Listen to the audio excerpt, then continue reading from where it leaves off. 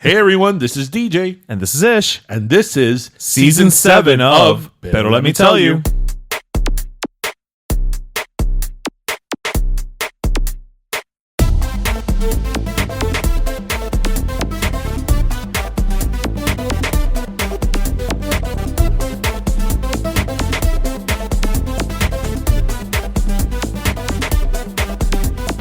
The same thing as inside a Sasquatch? No, the Yeti, the thermos. I mean, those things have witchcraft in them. I don't understand how something, I could put ice in something on a Tuesday and on Thursday it's still there. Yeah, it's like the Ashley Simpson of refrigeration. What? On a Monday, I put ice in. God. Anyway, welcome everybody to episode 312 Yes. of Pero Let Me Tell You. That gives me some acid reflux. I mean, if we're going to go the Ashley Simpson route. You know what's funny about Ashley Simpson? I think I've said this story to you. I don't care for Jessica Simpson. I never really did. I mean, she had maybe a couple of songs here and there, but Right. I was not into Jessica Simpson. I was certainly not into Ashley Simpson either. But somehow, I don't know, it was like when I was in law school and like, you know, I was in Michigan, so you know, I don't know. My TV viewing habits were weird when I was in the Midwest. For some reason, I was really into the Ashley Simpson show on MTV, and I'm not sure why, because I didn't have any interest in The Simpsons. That's true. But somehow, There you were. I watched the Ashley Simpson show. I don't know why, but here we are, 20 years later. 20 years later. So welcome everybody to episode 312 of Pero Let Me Tell You. Yes. Happy Friday. This is our Simpson episode, I guess. We're going to talk about only The Simpsons. Well, I mean, The Simpsons, a TV show, the cartoon, has like, what, 5,422 episodes? Conservatively. Yeah. I heard that they're going to get rid of The Simpsons ride. Oh, I heard about that too. I've been hearing about that for a while. Yeah. Maybe it's folklore. No, because I think they're doing a lot of revamps now, but I don't think if they do change it, it probably won't be until after Universal Epic opens, because then people's attention will be on the new stuff and then they can just, you know. This is so weird. Yeah. Okay. So listeners, if you only listen to us, you don't know this, but we've switched sides and I don't like it. I wanted to mix things up. And I appreciate it. I applaud your keeping things fresh. But you're always at the end of the table. I'm always on the side of the table. Yeah. And today we inverted.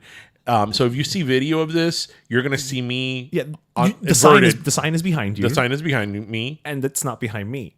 And I don't know how you do this. This is weird. You're weird. Is this like being left-handed? Well, left-handed I am. The world discriminates me because I'm left-handed. It's true. It's just I don't have victim mentality. Okay, do you know what has been the biggest like nuisance and like just terrible for being left-handed? And listen, I love being left-handed. I like if they came to me and they go, "Oh, you could be right-handed," I'd be like, "Hell no, I'm left-handed." Was when I was a kid, when I was in school, a trapper keeper. Yeah. My trapper keeper Notebooks. was simply for looks. Like I could never write in a trapper keeper. Even notebooks. Like when I was gonna say notebooks are hell for you. For my sister too. Yeah, when I was in college, especially in college and in law school, I would buy the big thick notebooks, like the 5-subject notebooks, and like I mean, it's like everything. You get used to it, but I would write like that with like a over the ring binder, because it's not made for left-handed people, and then also the way you write, you get ink on your hands. Yeah. In school, desks are not for left-handed people, and just even scissors. It just goes on and on and on. But again, I don't have victim mentality. But at least you grew up in an era where it was okay to be left-handed. What, is it not okay to be left-handed now? No, not now. But when my grandmother, my mom's mom, was left-handed, but growing up in school, they forced her to learn how to write with the right hand. Because in Cuba, like, no sudo. Apparently. Yeah. Like being left-handed was just wrong, Yeah. So they bred it out of you. I'm like super left-handed because I can't kick with my right foot. Really? Nope. I can't do anything the right side of my body. I can't. I'm like super left-handed, and I'm also a liberal. So it all syncs up. I mean, it all syncs up. See, there we go. It's the final piece of the puzzle. Listen, I'm left of center, but I'm not izquierdista. That's a different thing. Ooh, can we make that a shirt? I'm left of center, pero no izquierdista. Oh no, those are two very different things. Very different things. Very different things. Yo no soy come mierda. No, that's like yesterday I was talking to Jose, and I was talking to him about my grandfather's old taller, and I was like, a nave and a warehouse are the same thing, but they're not. No. Like a warehouse is where you go to store things. A nave is just the space. Yeah. That is such a term that you used because your grandfather was a mechanic and had his own store. Yeah, exactly. Yeah, because otherwise that would have not been part of your lexicon. At all. Not even a little bit. Right? Like lexicon was not part of my lexicon growing up. Oh, that's true. That's true until... You know that I've told you this. There's words that I just learned by reading music, like album reviews. Oh, okay. Yes. Like eponymous. Oh, yes. See, I'm going to tell you, I know that word, but I don't know how to pronounce it. Okay, so is it eponymous or eponymous? I don't know. Right, it's know. Like when listeners help. Yeah, that's your first album, right? Yes. Well, no, that's your first, like if it's self-titled. Okay, self-titled, right. Yeah. Because I would always read music reviews in Rolling Stone, and it'll be like their eponymous first album, and I'm like, okay, so I know what that means. I also learned posthumous. Oh, okay, that's a good one. Their posthumous release. Yes. Look how much you learn from reading. And then another one was lexicon. Okay. Like when they would talk about like maybe especially hip hop, like that changed language, has the ability of changing language. Right. They'll be like, oh, because so and so's new album is throwing words that are now part of the lexicon. And there was another one. These are all really good. That I learned from reading Rolling Stone. Yeah, and you're right. Like because when do you use eponymous? No one uses that word. Nobody uses that word outside of music reviews. Read an album review. Yeah, and it will use that word till this day. Yeah, but in regular English, in literature, in like legal writing, in any type of writing, they don't use that word. That word only exists within music reviews, within the context of music album reviews. Yeah.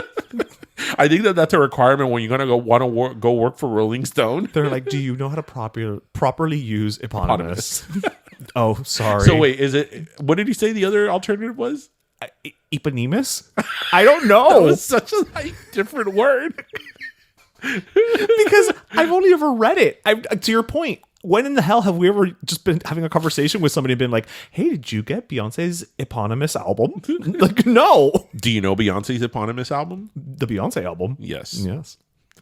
Listen, we just went through something really funny. Him and I were talking like prior to recording, and I was casually telling him a story, and I'm like, what's practical is logical. And then I'm like, wait, where's that from? That's a lyric. That's a lyric of a song. And then he's like, yeah, it is. And I'm like, what's practical is logical. I'm like, where is that from? What's practical is logical. And like, we even got like, as you said, the cadence to it. What's practical is logical. And then we couldn't figure out what song it was. And we were It took us a while. And we couldn't figure out until finally it just came to me. And then I even told him, dude, what's practical is logical. I mean, what the hell? Who cares? And he still didn't get it. So listeners, I'm not telling you what song it is. No, you're going to have to suffer just like I did. Basically. We'll tell you next week. Come back next week and we'll let you know. Maybe. We'll tell you next week what it is here on episode 313. Yes. Pero let me tell you. Lucky 13. What's practical is logical. Yeah. So anyway, speaking of what's practical and logical, so I kind of wanted to bring up, it's just a baby topic, if you will. Okay. You know how we always talk about how you cannot, and especially you've spoken a lot about in terms of your career in media, how so many times clients or people within media would come and tell you, let's do something that's going to go viral. And you're like, you can't. It's the worst. You can't. Well, I think this week, the best example of that happened with the TikToker, influencer, whoever, that she was talking, about how you dress to work. Jules LeBron. Yes. And she was like, oh, you have to go to work dressed very demure, very mindful. Yeah. And then she went on and on and on in the video on how you should present yourself at work. Like go to work, right. put together. Right, Don't go like a mess. And she said, go to work very demure, very mindful. And in a matter of hours, that became the most viral thing in the world. It was crazy. And it's one of those things that's like, how? Like, it's one of the, Who don't predicted know. It? You don't know because there was nothing special about that video. There was nothing she wasn't talking about like a controversial topic or, She wasn't even going out of her way to coin a phrase or to do anything she wasn't being intentional. Right, exactly. She was just saying she was just being demure and mindful. It's those moments that kind of, in a weird way, it makes me happy because it goes to show that not everything can be contrived. Right. You know what I mean? Like, so many times to your point, it's like, oh, let's do something viral. And it's like, you can't do that. And people see through it. And so when things like I even had to Google it. I'm like, what is everybody talking about being demure? Because I actually saw it. I had kind of seen people talking about it, but I didn't know what it was referenced to. And then by the time Jenny Lorenzo created her little like clip about it with Tia Gloria, I was like, okay, now I need to know what it is, because it's like Jenny has decided she needs to create content around it. And I was like, como tú dices, really, this is it? This is what it is? It's so simple and it's so slice of life. So let me ask you a question that I think is very relevant in this conversation. Okay. When you go dressed to work, do you go demure and mindful? I do, because I save the opposite for Instagram. Okay, that makes sense. Yes. That makes sense. Although I'm working remote now, so demure and mindful is just like a solid color t-shirt. I mean, from the waist up. I've been rocking demure before it was a thing. Who knew? Who knew? Who knew? I think that's all that I am, is demure and mindful. We're really going to go down that route. Demure Darian. I mean, am I saying something that's not true? No, yeah, you're not one for the flashy. No. No. I'm the OG demure and mindful. You know what? I didn't think about it. You know, it's funny because as you sit here wearing plaid, the demure and mindful thing, that I have to tell you that really got drilled in me by my parents. Really? Because my parents. No. Because my parents are like. My parents have always been like, you need to dress como tú quieres. You know that saying that dress like the job that you want? Dress for the job you want. want. My parents believe that that's life. Like, well, they're not entirely wrong. Till this day, I that I'm very sport casual. Like when you're not being demure, when I'm not being, but I don't like being in suits. I've never felt comfortable in a suit. I feel like I'm always like dressed up, like it's cosplay. Like, it's a sad cosplay. And I'm very happy with like Jordans or like flip flops or whatever, like, sporty. Right. And my parents have always like, tú eres un abogado, ¿cómo tú te vas a vestir así? And I'm like, well, I'm sorry. I didn't know that I'm going to like fresco y más and I need to be dressed like I'm giving like a closing statement. Like, I don't know. You should wear the wigs they wear in England. The barrister wigs. And it's till this day, my parents are like, no, tú te tienes que vestir bien como tu hermano, conservador, así. Oh. And I'm like, oh my God, from Jose Banks. It's the demure and mindful lifestyle.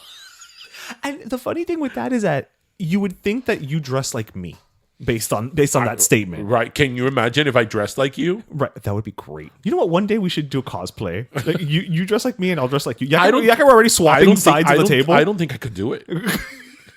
I don't think I could do it. And do like a photo shoot at the gym like you. That would be great. I don't think I could do it. I have faith in you. You do? I have think faith I could do in it? you. I don't. I would be publicly embarrassed. I'm like, what? I'm not taking a selfie of me in the steam room. I feel like the key to it though would be to like get like channel your old acting classes. I know, and right? Not be Darian. Be a method actor. Right. You are me in that moment. Yes. Well, no, I wouldn't be a method actor because I'm not pulling into. I would have to lose myself in your character. Exactly. And then can you imagine if I have like an identity crisis? Like, these people that like this podcast can't take two of me. Those people that like are so into a character, those actors, that then they have problems. That then they have to write a letter to themselves. Oh my God. if I ever say some stupid shit like Lady Gaga, you could punch me in the face. Okay, all right. It's on record. Right. It's on record, listeners. I mean, listen, pero primos, that comes from a reference, for those of you who don't know it, a few years ago when Lady Gaga did, what was it? House of Gucci. Yes. What was the name of the character? Oh, I can't remember her name now. She was playing whatever character in that movie, and there's a clip that went viral of her and Salma Hayek. And Salma Hayek is a very is distinguished, critically acclaimed Oscar actress. She was nominated for an Oscar. Like, this is her shtick, right? Y ahí está Lady Gaga talking about like how she studied the, what was it, method? Oh my God, this woman, I can't remember her name now. The Strastranti, whatever it's called, method of acting, and blah, blah, blah, blah, blah. And how, in a very Lady Gaga way, because Lady Gaga, goes and takes a shit and she's like, it's me excreting the waste that my body, which is an organism, produces, and that is a way of freedom and a way of life, right? She just can't go to I've lightened my being, right? She just can't, right? Everything with Lady Gaga has to be like, oh my God, I'm the only one that has gone through this horrific set of events, right? So she's there talking in this interview with Salma Hayek next to her, and she's like, oh, because when I took this role, I got lost in the role, and I wrote a letter to myself, and in that letter I said, Stella Adler, I don't need you anymore. I don't need you.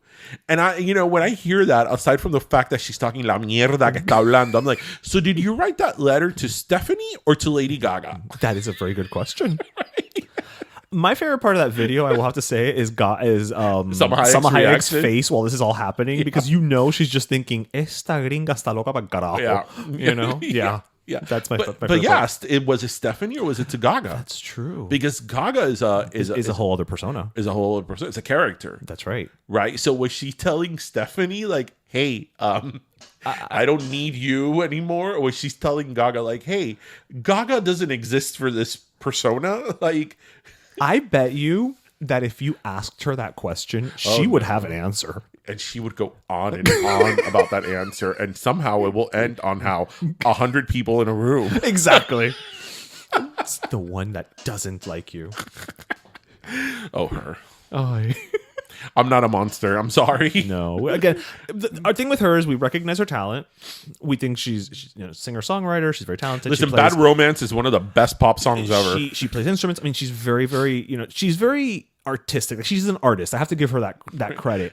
The problem with that is that she's an artist. No, the problem with that is that she started believing her own shit. Right. She's she's basically like if a theater kid went up to 11. As I always say, like when what was it called? The album Born This Way came out. Yes. She's like, oh yeah, because I wrote this song, Born This Way, because when I was in high school, I felt like such a freak and I felt like such an outcast. And I'm like, really, Stephanie? Join the club. Really, in your Catholic school? Like, really, you felt like an outcast in high school? That's so original. That's so nobody's gone through that. Like, what is the line from Devil Wears Prada? Groundbreaking. Yes, groundbreaking. Actually, I was thinking Stewie. Oh, okay. When he goes Stewie in Family Guy, when he goes, oh, Brian, that's so original, so fresh. I've never been able to say cool whip again the correct way. You always say whip. Cool whip. Yeah, I miss Stewie. Well, I mean, you can just jump on my Hulu. Right, I know, but I mean, Family Guy isn't as, I guess, relevant as it once was. That's true. And I mean, what I always try to like contrast and compare? Mm-hmm.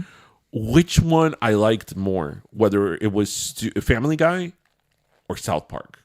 It's a hard one, right? It's hard because they're different. They are very different.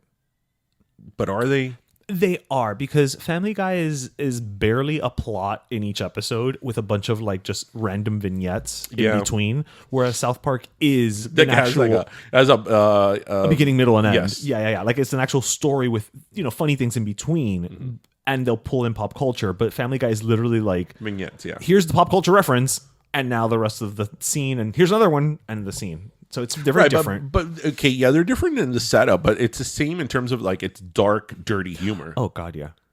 Oh yeah. I think South Park's a little smarter than Family Guy. I think so. I think so, because I think especially in the early years, South Park, like again, the fucking the Mecha Streisand. I mean, like that's just genius. Like, who thinks of that? Yeah. I mean, it's not the Streisand. It's the fact that Robert Plant comes to save, right? South Park, right? And then they did the one with where Cartman creates Jennifer Lopez on his hand, and like that's just like insane. So that's why I think they're smarter in that sense. Blame Canada. I mean, that entire fucking movie was Saddam Hussein. Yeah. I always go back. I mean, do you remember how into South Park I was? You were. I even had a bumper sticker in my car. Which is so not you. It's so not You're me. not a bumper sticker person. I am not a bumper sticker person at all. Actually, I sort of judge people that have bumper stickers. And by sort of, he means he really does. I know. A lot. I didn't want to say, it's me. I'm a non-judgmental person. Yeah, that's the non-demure part of him. You know what's funny? You know me well enough. I'm not a judgmental person. I really am not. I'm judgmental about stupid shit like bumper stickers. Yeah. Like if somebody was to come up and be like, "Oh my god, I killed 25 people," you'd be like, it's wrong, but I'm sure you had your reasons. But if they have like, one of those like coexist bumper stickers, you'd be like, "Oh, you get stupid." Do you remember the bumper stickers like 10 years ago of the family? Yes, I do. Of like, mom, dad, the 5 kids, the dog, the cat. And I'm like, but why? Like, why? Like, why? And I'm sorry if I'm offending some of you out there, but I'm like, first of all, that's stuck on your car forever. That's the problem. Then it's going to become faded. Then eventually it's going to come off, and then you're going to need some glue gun to take off the adhesive. All the glue gun. So it's like, ¿por qué tanta calcomanía en el carro? And there you see, you got to use calcomanía. No, and you know what? Now that we're talking about it, it's an election year. When people put candidate stickers on their car, worst. It's like, what do you do after this First election? of all, that has a shelf life. Yeah, from the minute it got printed. Yes, 50% of the people who put candidate stickers in their car are gonna be wrong. They're gonna be, by virtue of probability. Right. Yeah. So it's like, then you have to rip it off, and then the stickers never rip off in one piece. No, at all. And then tanto trabajo, and then again you have to go get the glue gun. Most people don't have glue gun in their house. Maybe this is why glue gun has maybe only certain periods. The glue gun does better in election years. Yeah, they have peaks of their sales volume. And then of course there is the greatest bumper sticker of them all. The my son made the honor roll. I don't see those that much anymore. No, that was more of a thing when we were in school. I remember when I got it. When we were in middle school, my son made the honor roll in Riviera Middle School. And do you remember the sticker? I do. And it had the big ram. Yep. I hid that shit. I was like, don't put that in the car. My parents would have totally put it. Oh, yeah? Yeah. But I hid that. I didn't give it to them. I'm like, kidding me? I like the one that said my D student can beat up your honor roll student. That one you'd put on. Probably for if you had to gun to your head. Yeah. That's like, I remember some years ago, there was a bumper sticker that said, "Why be normal?" Okay. And a lot of people would put it upside down. Well, yeah. And then I remember a lot of people being like, "Why are they putting that sticker upside down?" And I'm like, Jesus Christ. You're kind of answering your own question. But then I would see the ones that said, "Why be normal?" And they were right side up. Well, maybe they were just asking. They were curious. They weren't making a statement. They wanted to know. Bumper stickers. Do not give me bumper stickers. The only bumper sticker there's 2 bumper stickers I approve of, and they're not even bumper stickers. I sort of approve collegiate stickers, the ones you put on the window. Yes. That says the decals. Like Florida International University, University of Miami, University of Michigan. Those the long ones, the horizontal ones. That goes on the bottom of the No, a lot of people put them on their window, on the glass. No, that's what I mean, on the bottom of the window. Yeah. Those were okay. And going old school, and this you gotta be old school Miami, as Abel from Miami Stadium says, old Miami shit. The sticker that was "She's only rock and roll." Oh yeah. Okay, that's a classic. That's a classic. Yeah. That sticker. I'll give a pass to that sticker. But other than those 2 stickers, bumper stickers suck. Like, why put that on your car? So, pero primos, you've been warned. Don't put a bumper sticker. Or you're going to be judged by Darian. Yeah, I won't judge you. I won't judge you on most things, but you put bumper stickers in your car, and the judgment face is coming out. It's coming out. It is coming out. It is coming out. So I wanted to bring up a topic today, roundaboutly. It came to me because of something else that happened. So this past week, now that we're talking about judgment, someone who I feel like was not judgmental was Phil Donahue. Oh, yes. For those of you who don't know, Phil Donahue was a talk show host for, decades, really. He was the guy with the white hair. Was married to Marlo Thomas. He passed away this week. And, I started to think about... He was 88. He was 88, yeah. I know that's not young, but I actually thought he was older. So did I. Because Donahue in 1985 looked 88. Yeah, exactly. And he was around forever. Yeah. When we have a memory of Donahue, era un señor. And he was established. Yeah. He was considered by many to be like a pioneer in the talk show format. A lot of subjects that were taboo at the time. He was one of the first ones to bring it on and this and that. And I just started to kind of reminisce on how that format doesn't exist at all nowadays. And like talk shows, like a talk show, not like a chat show, like the Tonight Show or any of that. That's a whole different world. But like your Donahues, your Oprah, Jenny Jones, Ricky Lake, all of these, they just don't exist anymore. And I'm wondering what it is about our time now that show, that format, is just irrelevant. I've thought about this before. I think several reasons. I think first, a lot it's tiered. I think a lot of it has to do with shaming. I think a lot of these shows had certain people or certain topics that there was a bit of shaming. Okay. Like my daughter's a stripper, fair. You are a single mom, you're pregnant and you don't know who the father is and all that. Right. And I think we live obviously in a time where we're a lot more sensitive, which we should, to shaming people. I think that's one. I think also, a lot of these talk shows used to also have subjects that were of things that at that time were more taboo to talk about. A lot of these talk shows had like, oh, hi, I'm in a gay relationship. Yeah. Or I'm a man who used to be a woman. Right. It's like, okay, whoop-de-doo. Like nowadays it's like, okay. Right. But in, 1991, it's like, oh my God, Yeah. And then I think that also some of these shows, again, it's multi-tiered. A lot of them had like gimmicky things like the makeover shows, the dietitian, all that. And right. I think we were just a very different society now. We've moved on. So I think that in its very essence, because if you think about it, for example, Oprah Winfrey, by the time her show ended, it was a completely different show than when it started. 100%. Right. 100%. And I think that's one of the reasons why she was so successful. She was able to evolve that brand. Jerry Springer was like, you know what?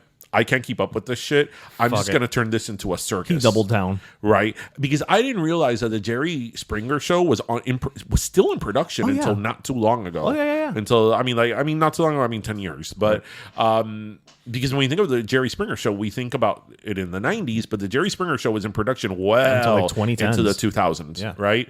But all the other ones sort of... Or even Maury Povich. Maury Povich was like, you are not the father. He was the last man standing. Right. But even then, he was the last man standing, but he had a talk show, but it wasn't a talk show anymore. It was all the gimmick. It was, right? It was trash. And I just think that we evolved from that. But do you think there's something... And again, the reason I started thinking about it is everything you mentioned is completely valid. I just wonder if... to paraphrase, video killed the radio star. Did social media kill the talk show? Because whereas before, I think people, were learning about certain topics or, maybe becoming more open-minded because of certain things on these talk shows, right? Like when Oprah talked about topic X, I don't know, child sexual abuse survivors or something, it shed a light on something that people had felt shame and this and that. But nowadays, it's like people just take to social media as their platforms to advocate and things like that in a way that didn't exist then. But I don't think it's because social media, because I think that talk shows were dead way before the sort of, when I mean rise of social media, I mean that like after 2010. Okay. Right? Talk shows were dead way before 2010. Yeah, the only things that were left were the Maurys and the Jerrys. Right, which, as we said, were... it wasn't a talk show anymore. Yeah, it was a shit show. It was a train wreck. When you watched and you watched. Actually, you know what? I think the closest thing to a talk show that we had left until last year, even though I'm not a fan of his, was Dr. Phil. Dr. Phil, yeah. That was the closest to a talk show.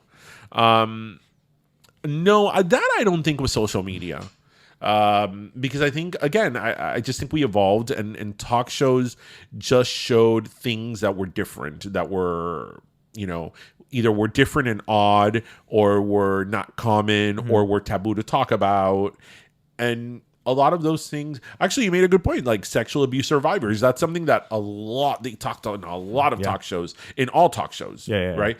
That's something that even up into the 90s, people didn't talk about. Yeah. And now they do. And, so. Yeah, it's not as taboo to talk about these things anymore. Right. It just made me long for the days when you'd come home from school and there was 17 different talk shows on for the next 3 hours. What did you watch? So I watched occasionally Oprah, depending who the guest was. Ricky. Dun, dun, dun, dun, dun.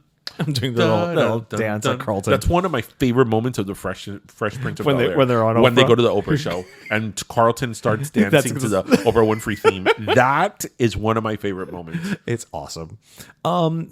Ricky Lake during the summer I would watch because I feel like Ricky Lake was on midday. No. Ricky Lake was on at 3 or 4 because I remember I used to watch Ricky Lake when I got home from school. Oh, okay. There was Jenny Jones was on. Jenny Jones in the was morning, earlier in the day. Earlier in the day, so that's when I was homesick or whatever. Do you remember when Cristina tried to have a show in English? Pulled it right out. The next thing I was going to say was there was one summer where Cristina did a tryout in English. Yeah, and it didn't translate. No, it didn't translate. I have to tell you this. Was cute. I have to tell you this about Cristina. And I love Cristina. I think that if you are Latino, Cristina is an icon. Cristina is our Oprah Winfrey. And again, it's just a product of its time. I watch a lot of clips from the Cristina show and I sort of cringe. And again, it's not even her. It's just the time. I was going to say, but you're cringing because of hindsight, right? No, because of hindsight. Right. Oh, no. I was we were glued to the TV watching Cristina. Well, also because at the time, especially with Latino households, she was very cutting edge. She was, and Cristina's a journalist, so she's a professional, right? But it was a talk show, right? Yeah. So she, looking back on it, I think that some of the questions were and topics were oh my God. But again, I am seeing it from the lens of 2024. Right. Yeah. At the time, that was the question you asked. Right. Because we didn't have. But even Oprah language. Winfrey, all of them. Even Oprah Winfrey, the distinguished Oprah Winfrey. You look at shows, especially the first half of her shows, the first half of the 25 years her show ran, and they're cringe as fuck. Yeah, because the language we used was different, and it was different. And look, but it's how we got here. Just think about this. Think about how many of those shows talked. How many of those shows had, for example, gay subjects? Yep. And how did they talk about the panelists? If they were this weird, you are homosexual. Right. How do you feel when you go to the supermarket? Explain to us the homosexual lifestyle. Right. Yeah. Do you have a partner? Right. Can you imagine asking that today? Yeah. Not only because it's more accepted, just anybody, whether it's... right. It's just weird. It's just a weird phrasing. It could be a completely different topic, but putting somebody in that position where you're asking them about their life and how they live their life in this sort of wanting to know and well, no vaya tan lejos. A couple years back, Katie Couric, when she had her talk show and she had Carmen Carrera on who was at the time had been a contestant on Drag Race, came out as trans, and I believe she asked her if... Wait, what did you say the name was? Her name is Carmen Carrera. When you said Carmen Carrera, I'm like, what actress was that? I was thinking of una novela. Oh. I was like, Carmen Carrera. Was she in Topacio? Was she in Simplemente María? In Quinceañera? Yeah, all of them in her mind. And all of them. All of them in her mind. But I think she asked her, so do you still have your penis? Or something to that I remember effect. when that happened. And there was an uproar. And again, that was even after... You're talking about Katie Couric. And again, it's Katie Couric. It's after... And the language still, people were getting upset about it, but I think that we were still learning our way of what I remember. Do we or don't we ask? I remember when that happened. That was like in 2010 or 11. Yeah. I remember having a conversation with somebody about that. That I was of the mindset of like, I could understand how that's it's not right. It's not right. It's insensitive. But as a journalist, she was asking a question that everybody in her audience wanted to know. And you're talking about me that I'm like super open minded. But now again, through the lens of 2024, I'm like, that's a super insensitive question. Right. That's not something that you ask. Right. Period. Like, Right. That's not something that you ask. But that was only 10 years ago. And yeah, look how that was far 10 we've years come. ago. Right. So that just goes for everything. Right. Things evolve. And I just think that in talk shows, they paraded people around like if they were in a zoo. 100%. That's how I first found out about the Club Kids. What are Club Kids? Okay, the Club Kids. Did you ever see the movie Party Monster? Oh, with Macaulay Culkin. Yeah. That they were on, I think it was Geraldo. Yeah. I remember seeing that episode live and being like, what is this? I mean, if I think back of all the years that I watched talk shows, I think one of the ones that stands out the most to me was the time that George Foreman was on the Oprah Winfrey Show selling the George Foreman grill. I was like, that's amazing. Eso conta toda. Was it on the Oprah Winfrey Show? He was on a talk show. I was like, that is amazing. I still have mine. Eso quita toda la grasa. Like, why didn't this exist before? Oh, George Foreman had to come along. Yeah. Who would have ever thought George Foreman would be known? That's his legacy. The grill. That is his legacy. I mean, you can't take away his fighting. And you know what I think is incredible about the George Foreman grill is that people would call it the George Foreman. That's what I called it. Right. Yeah, but the Foreman, there's so many other celebrity endorsed products that like the celebrity of it all have come and gone, even if the product continued. But the George Foreman grill eclipsed the legacy of George Foreman, the boxer, and people would just call it the George Foreman. And George Foreman, and it's like, who would have ever thought George Foreman, when he was a heavyweight champion, that he would actually be known by a grill? Yeah. Like, that's just the way the world works and life turns, and you never know. Much like going viral, you never know what's going to take. You never know. Never ever know. So there's something that happened this week that it's just simply the most Miami thing ever. That could be so many things. Miami thing ever. It made all the local news. It made some of the national news, and it was everywhere on social media, like Only a Date and all that. Did you see here in Miami the guy who got kicked out of the plane from the hair transplant? Okay, I have so many questions. Okay, so let's fill in our listeners. Yes. So here in Miami, there was this guy. What I thought was great is that the guy's name was Eugenio and the girl's name was Iglesias. Because would it? I mean, thank you. Like, really, thank you. Thank you. Otherwise, we wouldn't be talking about because it. if her name was Natalie, it just wouldn't have been like, whatever. Anyway, so the guy got a hair transplant surgery. And when you do a hair transplant surgery for men, well, I imagine for women as well, they take the hair follicles from the back of the head and they transplant them to the front of the head. So basically, you have an open wound in both the back of your head and the front of your head. Mm-hmm. So this man, just having gotten his hair transplant, he decides to board an American Airlines plane to go to Las Vegas, to Nevada, and his head is filled with blood. It's exposed. It's bleeding, and he very casually walked into the plane, and people started complaining about it. They're like, listen, this man is like bleeding, his head is bleeding, it's right, okay. Yeah, it was people were they were like, there's blood, there shouldn't be blood. It's a health hazard. It's a health hazard. Yeah.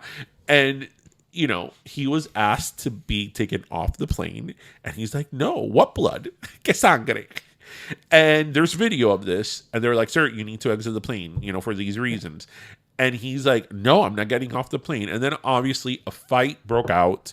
Iglesias got all into like the flight attendant's face, and the cops wound up being called. Yeah, they were ejected from the flight. The guy's still stranded in Miami with his bleeding head. And Iglesias got mad. Okay, but they're from Miami, right? That's the part I couldn't figure out. You know what? Maybe they live in Las Vegas now, but I can assure you those people are originally from Miami. I'm not sure about much, but that's one of them. Yeah. And my first question about this was like, who does a hair transplant in Miami? You go to Turkey. Thank you. Okay, yes. Thank you. Thank you. You go to Turkey, or you go to the Dominican Republic to find a Turkish doctor. Right. I know That's people. what my cousin I know did. people who've gone to Turkey Yeah. to have it done. So my first thought was like, you did it here, Miami? I wouldn't. I would not even do dental work here. Eso if se hizo en I- Hialeah. Well, that explains why it was bleeding. Yeah. That explains. That's another thing. I'm like, didn't they put a? I mean, I know that when you have that, you're not supposed to cover your head, but they put like a light gauze. They do, yes, around it. yes. It's like, pero no te pusieron en gauze. No te pusieron. Look, that's why I'm saying like I have so many questions. I'm like, here. Did you see the video? I didn't see the full video. I just He's saw like bleeding. Oh no, you can see it. It's like goteando. Yes. Yes. Yeah. It's not even like a little drop or a scab. It's not even a scab. No. And it was a lot of it. Of course it was. Because it's not like, bueno, te hizo la entrada. You know? It's like he completely redid the front of his head. Right. You know, good for him. Good for Eugenio. Listen. You know, listen. Ya que lo vas a hacer. Who doesn't want a full body head of hair? Yeah. Right? Go big or go home. Exactly. Right? If you're already going to do it. Right. Pero, I mean, and then what I think is funny is like, okay, you know, sometimes you do shit that you're not supposed to, and you're like, shit, I got away with it. But it's like, okay, you were confronted with this, and they were like, what, me? Like, it's like, yeah, Yes, sir. yes, and Yes. The blood. It's like, you know, your shoe is filling up with blood. Like, yes. that's such a great story. That's so Miami. That's so only in Dade. That's why they featured it. Yeah, I can't imagine that happening anywhere else. Can you imagine that happening in like Wichita? I don't know. No, and like I was thinking like Wales. No, because the Welshmen would have just gone to Turkey. They're closer. They're closer. Yes. If it would have been like a flight from like, you know, Wales to like France. They would have just taken the train. Yeah, you know. I want to get a turn. Yeah, no. Yeah, because I mean that. I'm like, dude, why didn't you go to Punta Cana? Like, Well, but because by the way, do you know about the Dominican Republic? No, With the regard Dominican to- Republic has become the America's hair transplant capital. Oh, I didn't know that. Yeah, it's full of Turkish doctors. Oh, Yeah. How did Turkish doctors in Turkey become the capital this of hair thing. transplant? Like, how do these things happen? I don't know. Now I have other questions. I mean, listen, all good for them. I mean, Right, but you go get your hair transplant and you get a really good vacation But that's out a of very it. specific thing to be the expert in. Right. Yeah. Like how did that happen? You know what's a great word to say? Microdermabrasion. Microdermabrasion. Yes. Microdermabrasion. When you hear it in the commercials on TV, it's like microdermabrasion. Yeah. That's take 405. Eponymous. Exactly. Eponymous. Posthumous. Lexicon. Lexicon. Microdermabrasion. Oh, you know what's another one they use a lot in this is again album reviews, going back to our very first thing that we talked about. When it's like a female and she goes by one name, they use single name songstress. Oh, chanteuse. Chanteuse is another one that if you don't I've never used that word outside of a music review. Right. I'm gonna tell you again because I haven't told you on the show. But I remember when I told you this, it blew your mind. So I'll tell listeners. Okay. So we know Sade. We love Sade. Oh, yes. Sade's amazing. Sade's Yes. great. Sade is the name of the band, not her name.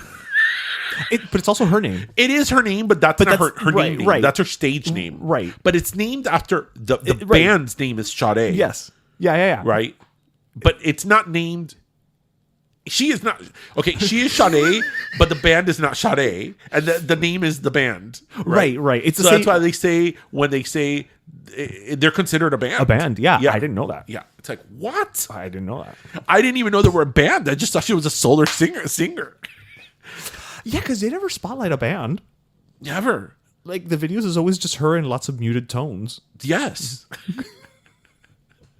You giving me the sweetest. You know that she's one of these people that it's like, she's amazing. Because Sade is one of these people that, like, let's say you're not really into Sade. Right.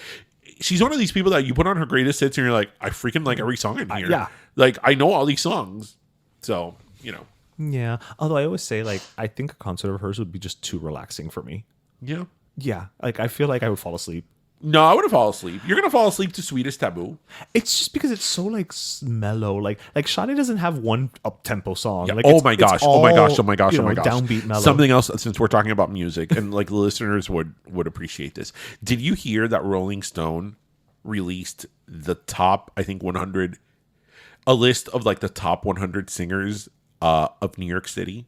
Of New York City specifically? Yes. Like of New York City or like, from New York City? Like New York City, like of New York City, like singers, right? Okay. Like, for example, they didn't include Madonna, even though Madonna is from Detroit. She moved to New York City as a teenager and really started her career in New York City. You know, these were people that were from New York. Okay. Right? They did a list, right? And you have to keep in mind that Rolling Stone was also, and listen, as I said here earlier, Rolling Stone is sort of the music Bible. Oh, it's for the longest. But I don't know what they've been doing recently. Maybe they're doing this to go viral. I think this is the King James version. Yeah, like they're doing this just pa joder, so then people could talk about it. Hence, we're talking about it. That's like last year when they did a list of like the top 100 singers of all time. They didn't put Celine Dion on the list. Oh yeah, because what is it? They said she's a vocalist, not a singer. I'm like, what the fuck is the difference? Right, but they had other people that were vocalists on the list, right? You know who was the number one singer from New York? Try to take a guess. New York City. New York City. No, this is not Rochester. Like, okay, I'm just trying to New York City. It down. The number one singer from New York City.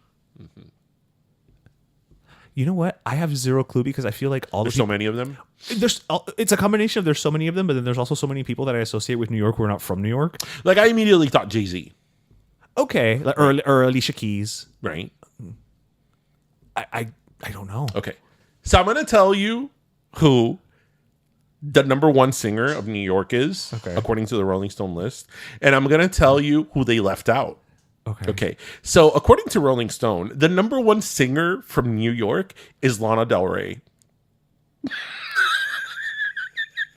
But wait, it gets better. Do you know who they left out?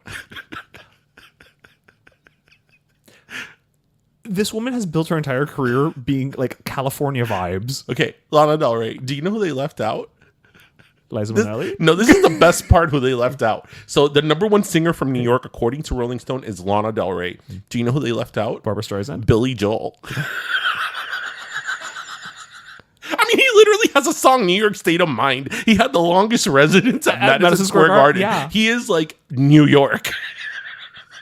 But Lana Del Rey. Because I automatically think of Manhattan when I think of Lana Del Rey. No, I mean, what else do you think of? I mean, clearly, you know, her and the 6 Train. It's a como que they do a list of top Miami singers, and you know they put Trisha Yearwood as number one, but they leave out Gloria Estefan.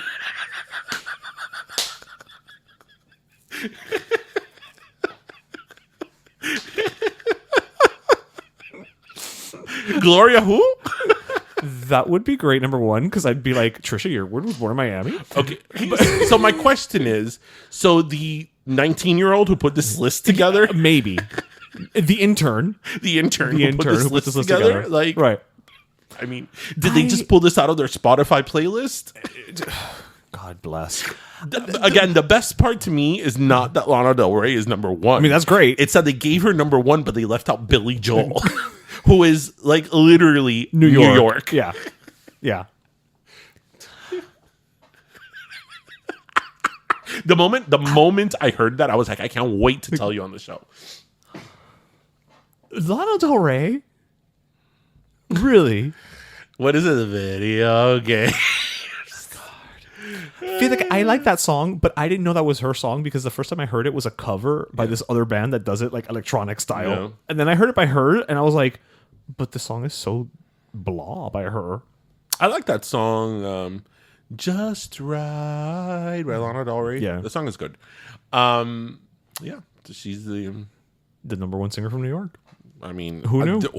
I'm sure not Alicia Keys. I'm sure that she just has, you know, Cat's Deli sandwiches and Junior's cheesecakes all day long. All day. I'm sure she thinks she's Lady Liberty. I'm sure. She can probably take you to her favorite pizza slots. Yeah. Yeah. You know what? Let's ask her about her bodega order. Right?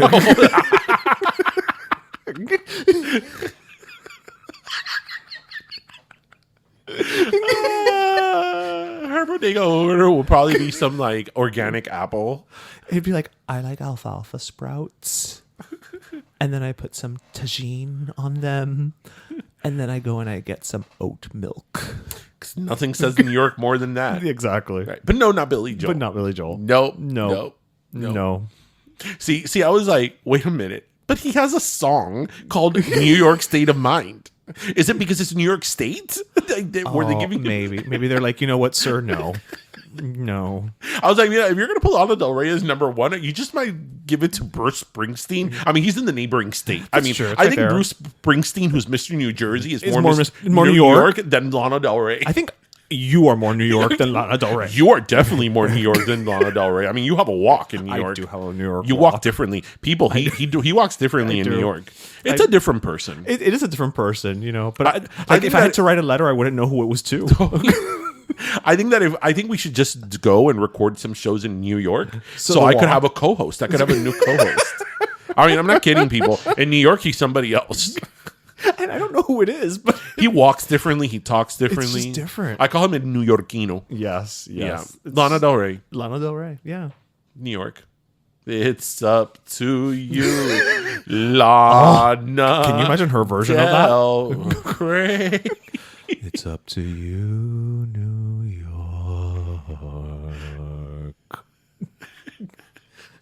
You know what's so funny? I'm thinking like way back. I remember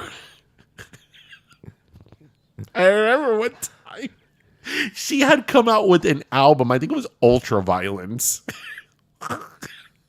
Stupid. Never mind.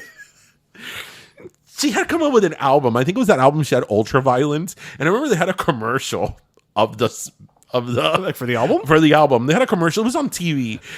And my mom, she didn't say anything. She goes, Lana del Rey. And then you should. It was one of those things that you had to be there.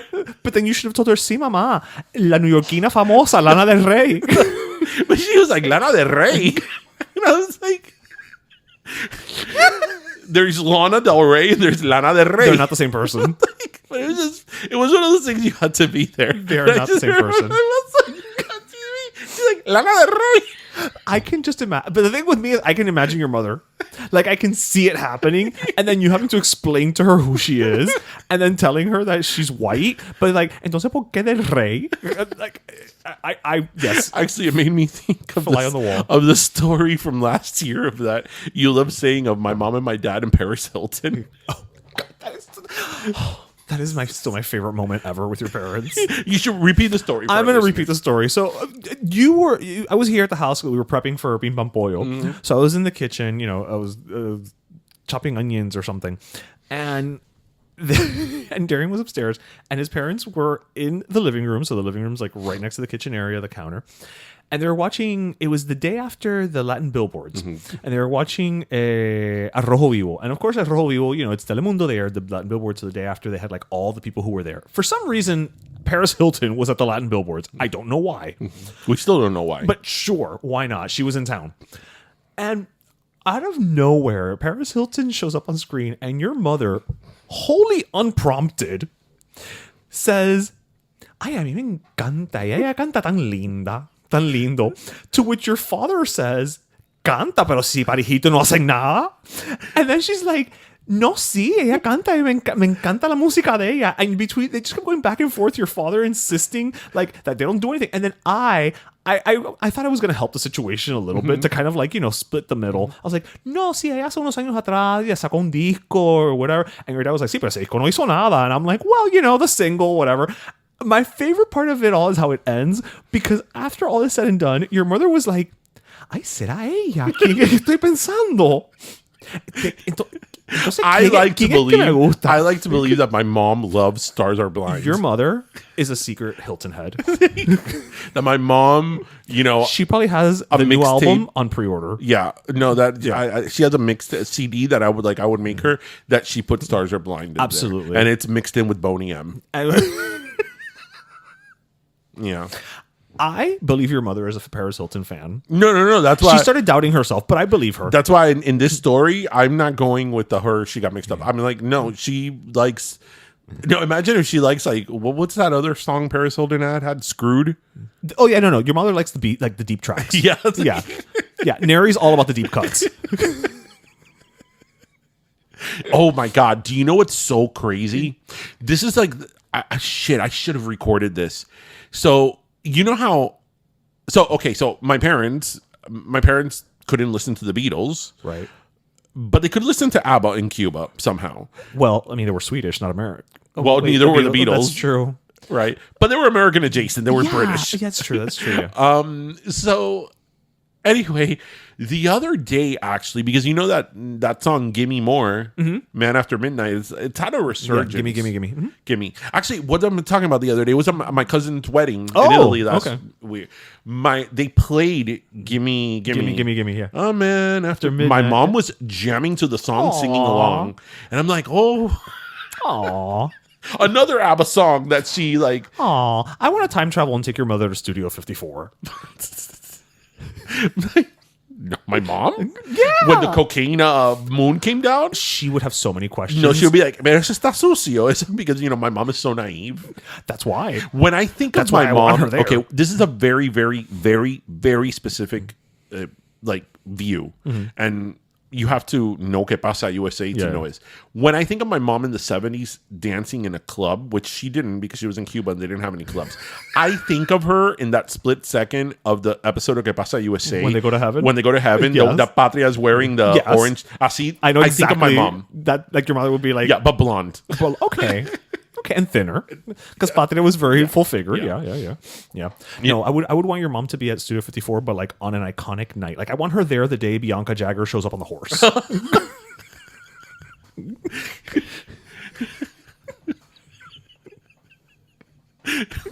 I don't even know where to go from that. I was just thinking of... Man...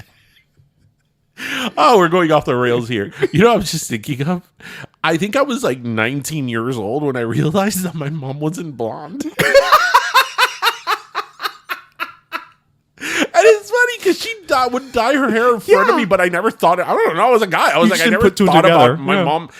I was like, I don't know, that gunk she puts on her hair, once a month or whatever. Industrial conditioner? My grandmother would be the one that would do my grandmother's roots. Okay, always.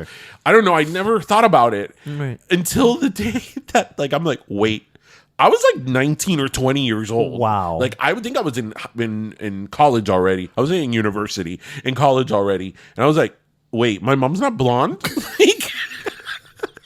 What do you mean, my mom? And I remember when I was like 7 or 8, my mom went natural, like her natural hair color, which is like dark brown. Okay. And I thought, and I remember, and there's pictures, I thought that she had dyed her hair dark. Oh. Right? I didn't know that she had gone to her natural color. I just thought my mom went through a dark era. You were like Britney. Yeah. Yes. And then I was like, who are you? Like, what do you mean you're not blonde? Who's this brown-haired broad? My mom's not blonde.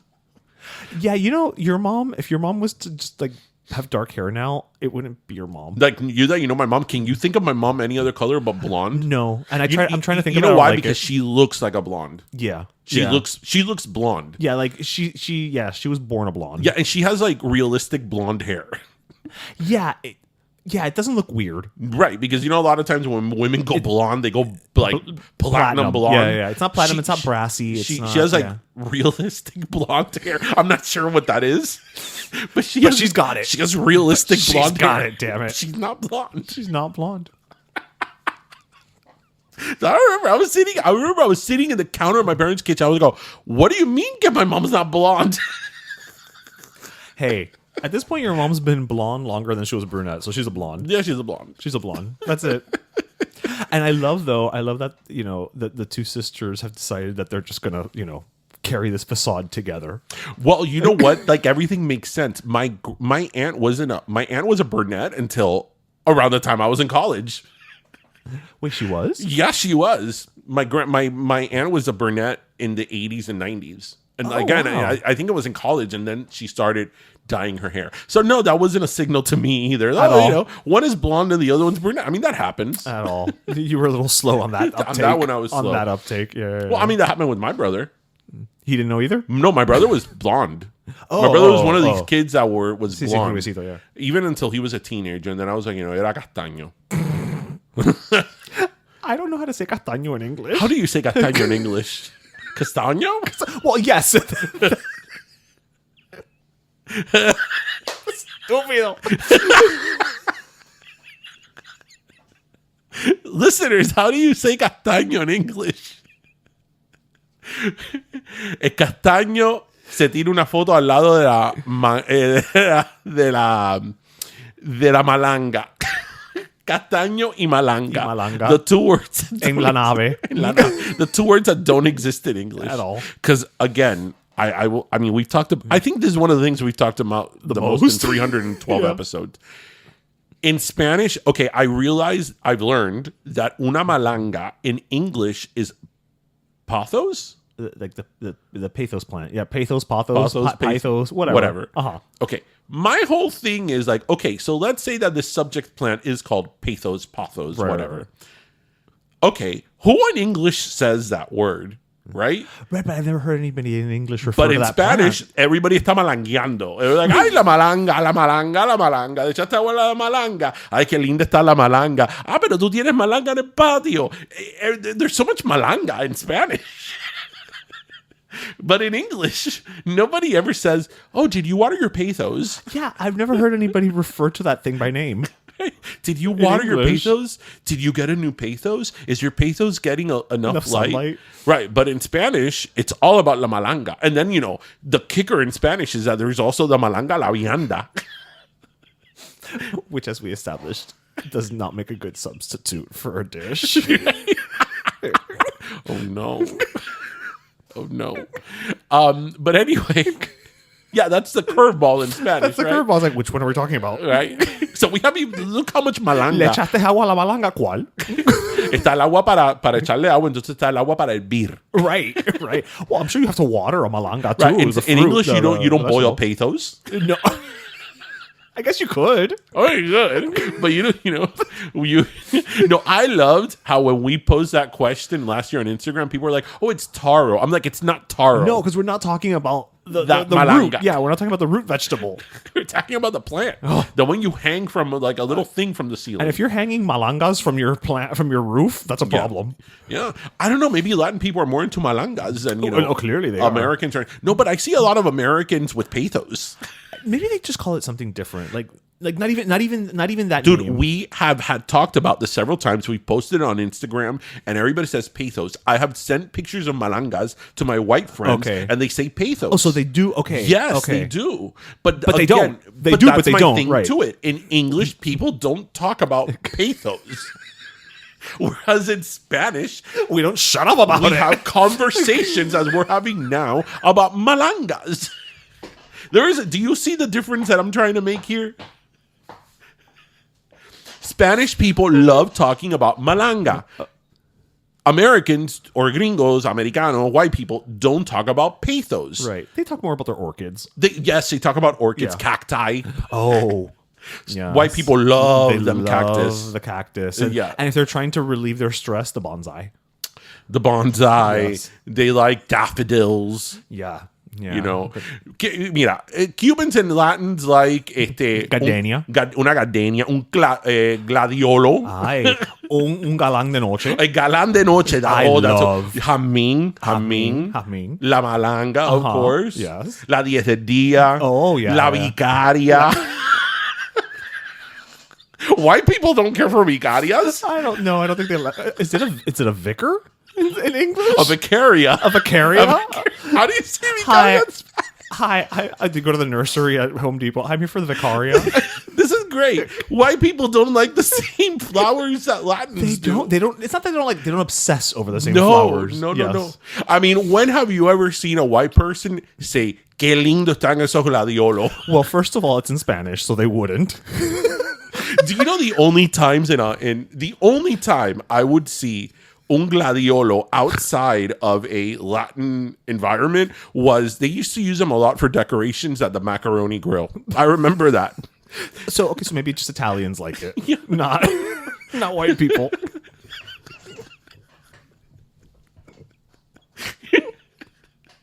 That's a great name, un gladiolo. Gladiola. But of course, la rosa. Okay, that they have that in common. That's true. A rose, rosa. Yes. But yeah. Yeah. Okay. But you know what? That's another thing. Rosa. Let's now talk about the name. The woman. Rose. Rosa. Rose and Rosa aren't the same person. And Rose are not the same. They're not the same person. Rose is from Titanic. Rosa is salvaje. Yeah.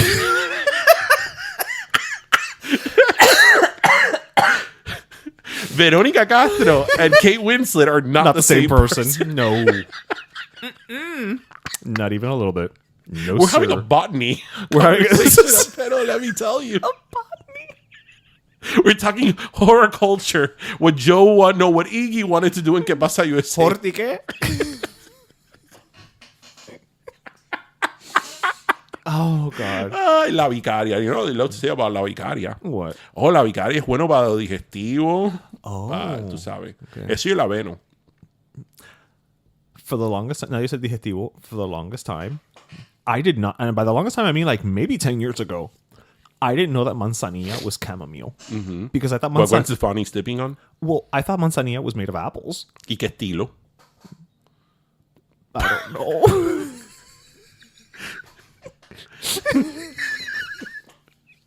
What is tilo in English? And that's something that we drink a lot. Siempre un té de tilo.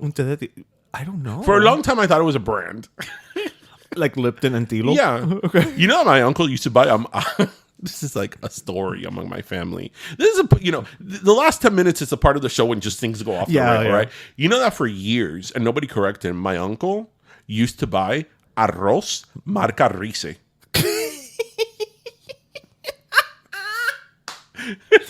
Pobrecito. It was probably very delicious. Yeah. This was in the 80s. Not as many people knew English. That's true. But they let him go with it for a while. Oh, well, yeah. You don't stop that. Yeah. No.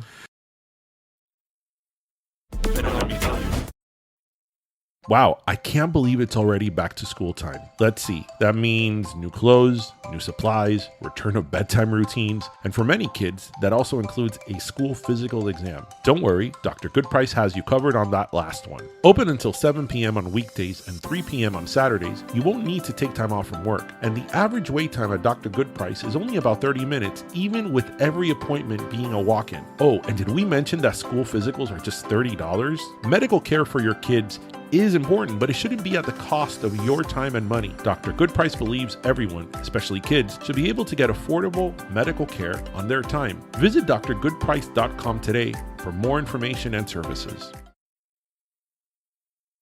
Oye, pero primos, you saw our 300th episode, so you know we handle hot sauce a little better than we thought. And when the flavors are as robust as Bárbaro Mojo, we're definitely on board. Bárbaro Mojo was founded by a father and son on Nochebuena. I mean, you can't get any more Cuban than that, right? When they took their traditional mojo marinade up a notch with some spicy heat. They've got 4 great flavors, like el habanero and the award-winning jalabao. But our fave is definitely el piñazo, which combines pineapple with habaneros and Fresno peppers for a sweet and spicy experience. And if that's not enough, Pero Primos, visit barbaromojo.com today and use code PERO25 for 25% off your order. Now that's the kind of thing we consider hot.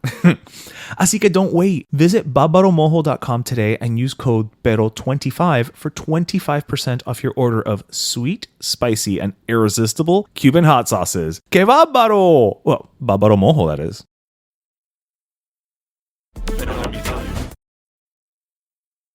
Anyway, let's go water our malangas and con los bárbaros de la semana. con los bárbaros de la semana. Yes. All right. So do you want to go first? Or do you want me to go first? You could go first. All right. So I'm gonna go water the malanga while you're gonna go water the malanga. Okay, but don't. I'm gonna go water the pesos. Don't don't be too far so you can hear who I'm giving my Bárbaro la semana. So as you know, we're partnering with Bárbaro Mojo, and so we are giving our last our kudos to a Bárbaro, or in my case, la Bárbara de la semana. So Barbarita. So one of the things that we like to spotlight on this show is España Española. Castles. Dale, go ahead. La torre está así. I'm sorry. We're quoting the episode of Que Pasa USA when they go to Europe. Okay. Ay, St. Augustine, Florida. Here we come.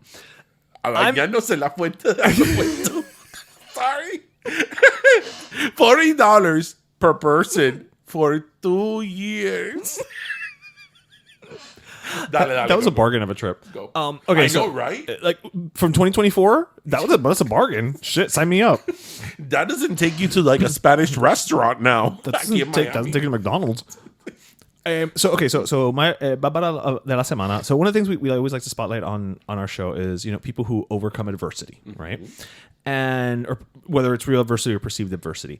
And so I'm going to give my kudos, my Bárbara de la Semana, to Ana Victoria Espino de Santiago. Do you know who that is? A single name songstress? No, she's not. She is she's a Mexican woman with Down syndrome who became the world's first lawyer with Down syndrome. Yes. Here in the United States? No, in Mexico. In Mexico. She studied online. She did her courses in 5 years. She really credits having a professor who really pushed her and told her, you can do this. You should, pursue your dreams. And again, the first, lawyer with Down syndrome was a Latina. In the world. She's Mexican. And again, it was just such a bright spot, right? Because you see so many times where people, again, that's why I say overcome actual or perceived adversity, right? Because I think a lot of times the world wants to look at you if you have a certain condition and say, well, you can do this and you can't do this, right? But ultimately, only you should be the person who makes that decision. You should definitely pursue your dreams and go as far as you think you can. And if you have people in your corner, like we were talking a couple weeks ago about teachers that we still remember who were so impactful. She had a professor who was pushing her as well, and now she's a lawyer. That's awesome. What's her name again? Ana Victoria Espino de Santiago. That's amazing. That is really amazing. Sometimes, you hear this all the time. Sometimes people that are either able-bodied or, we are the ones who put limitations on people with perceived handicaps. Yeah. And we think that they can't do this and they can't do that. And, maybe they do have more obstacles or maybe it is harder, but they can't do a lot of things that we're just so quick to say you can't. You can't. Yeah. So that's actually a great story. Yeah, so she's my Bárbara de la Semana. Tremenda Bárbara. Tremenda Bárbara. Tremenda Bárbara. So my Bárbara de la Semana, it was just sort of like a tender moment on television this week. So the Democratic National Convention has been going on this week, and we're not going to talk about politics, but there was a moment earlier this week when Gus Walz, who is Tim Walz's son, who is the candidate for vice president, his son Gus Walz, who is 17 years old, was at the convention, and when his dad was accepting the nomination and giving a speech, he sort of got choked up, and he you could see that he was like, oh my God, that's my dad, I love you, Dad. And whatever your politics are, it was such a sort of, again, tender moment because we live in such a jaded society and everything is so partisan and we are always talking about bad news and just whatever. So it was hard. It was, nice to see such a tender sort of, nice moment of a son being proud of his dad. And it then came out that this kid, he has a disorder called nonverbal learning disorder. And basically it's people that have, I don't want to, I don't want to give a false information on what it is and not be exactly, but it's basically people that a lot of times cannot control certain reactions in terms of the way they perceive things, like their emotions, like a form of Tourette's almost. No, it's not there he was very happy and all that, so he can't control a lot his facial mannerisms and gestures and the gesticulation. I may be totally mischaracterizing the disorder, but he does have a disorder, right? Which is in part one of the reasons why he was visually so caught up in the moment, in terms of our perception. Right. But it was such a tender moment where he was so proud of his dad. And, it's even a vulnerable moment, which, again, it's genuine. And especially in the world of politics, there's so much, posturing. Yes, and things that aren't genuine and everything is so farce and all that. So I just, that really, it's funny because of that night. And that whole speech, that is what I remembered the most, was his son's reaction. I don't even know what the guy was saying,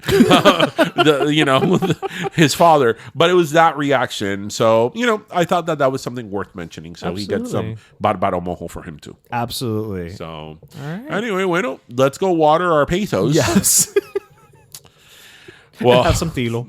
It's like, you say malanga, we say pedos, malanga, pedos. Let's call the whole thing off. Do you know when I learned that song? I was going to say, I'm surprised you know that. Do you know when I learned that song? Like when you were in Michigan? No, I learned that song in the episode of Full House when Becky and Jesse get married, and Jesse's stuck in tomato country, and Becky has to go bail him out. So the crowd in the church is getting restless, and they start singing, you say tomato, right. I say tomato, you say Bahamas, I say Bahamas. I'd never heard that song before. That's why when you sang it now, I was like, oh, he knows it. Yeah, I know that. Because that's one of those things that I feel like because of, your blind spots, I feel that would have been a blind spot. Yeah. Oh, yeah. I didn't see that shit. Yeah, exactly. Yeah. Yeah, but that's where I learned it from. Oh, there you go. Who says TV can't be educational? It is. So anyway, we hope everybody listened, laughed, and learned. And as always, remember to grab your cafecito, your pastelito, your croqueta, your pastelito, and your cafe. And thank you so much for joining us, everybody. Have a great weekend. All right, cuídense. Take care of your malangas. Pero Let Me Tell You is co-hosted by Darian Borges and Ismaeliano, produced by Ismaeliano, and our theme, Pero Let Me Tell You Freestyle, is composed by Michael Angelo Lomlaplex, the official gay guy. And don't forget to subscribe and leave us a review on iTunes.